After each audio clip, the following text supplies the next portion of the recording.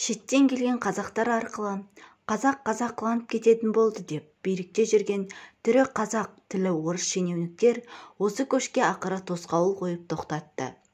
Біздің арамызда өз ана тілін білмейтін, салт-дәстүріне мойынсынбайтын, тек орысты ғана әулие көретін кеңес үкіметінің шекпенінен шыққан қазақтар өте көп. Бұл пікірді белгілі ақын, жазушы, Қазақстан Жазушылар Одағының мүшесі Ербол Бейілхан өз сұхбатында айтты. 1990 жылдардың басында Қазақстан тәуелсіздік алғанда ең бірінші қуанған осы шеттегі қазақтар болды. Шеттегі қазақтар ештеңеге қарамай атамекенге көш басын бұрды. Міне, одан бері алды келгелі 31-32 жыл болды. Көш 1990 жылдардың ортасында өте қарқынды жүрді. Мемлекеттен де аздаған қолдау болды.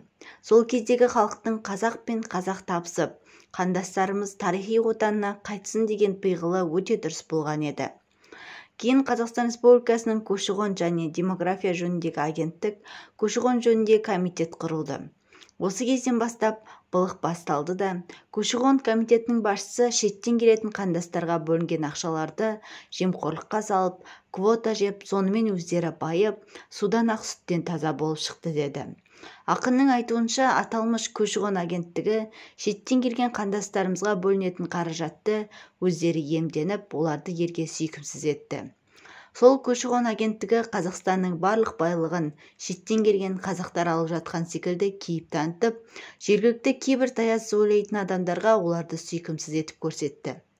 Сонымен қатар шеттен келген қазақтардың көбісі еркін, демократиялы елде өмір сүргендіктен Қазақстандағы кейбір былықтарды, жемқорлықты, бюрократияны ашық айтты. Бұл біздің сол кездегі президентімізге жетті. Содан бұлар шындық айтқыш екен, байбалам екен деп президенттің өзіне ұнамай екі ортада бөлінуі басталды.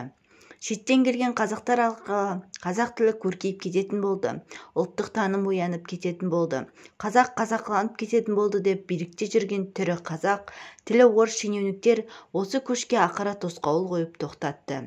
Қазір көш тоқтап тұр дейді ақын. Қазіргі дағдарыс заманында шеттегі қазақтар өз еркімен келемін демесе, оларды елге көшіріп алу тиімсіз. Себебі шеттен келген қазақтарға бөлінген қаражатты бізде қағаз жүзінде үлкейтіп көрсетеді. Сөйтіп, өзінен әрең тауып отырған елдегі халық оларға наразы болады. Шеттен келген қазаққа бәрін үйіп-төгіп беріп жатқан секілді қабылдайды да, оларды көзге шыққан сүйелдей көрсетеді.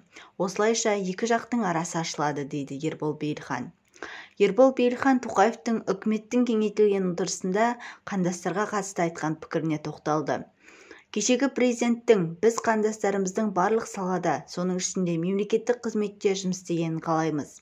Олар жаңа Қазақстанды құруға өз үлесін қосады деп үміттенемін. Шындап келгенде шеттен келді дегені болмаса, олардың барлығы да қазір Қазақстан Республикасының азаматы ғой.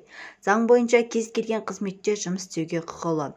Өкінішке қарай біздегі қазақ тілді қазақтардан бөлек қазақша білмейтін орыс тілді қазақтардың өзі жершілдікке, рушылдыққа, трайбализмге ұрынған. Адамды белгілі бір қызметке қоятын кезде географиялық тұрақты территорияға өте мән береді. Бізде сосын сыбайлас жемқорлық бар. Бұл енді айта-айта әбден жауыр болған тақырып. 30 жыл болды. Шеттен келген қандастардың ішінен бірде-бір министр, депутат шыққан жоқ. Облыстың әкімі болған ешкім жоқ, деп көпшілік айтып жүр. Енді президенттің кешегі сөзі елге адал қызмет істесем деп жүрген қолынан іс келетін нағыз талантты азаматтардың үмітін оятты деп ойлаймын, деді ақын.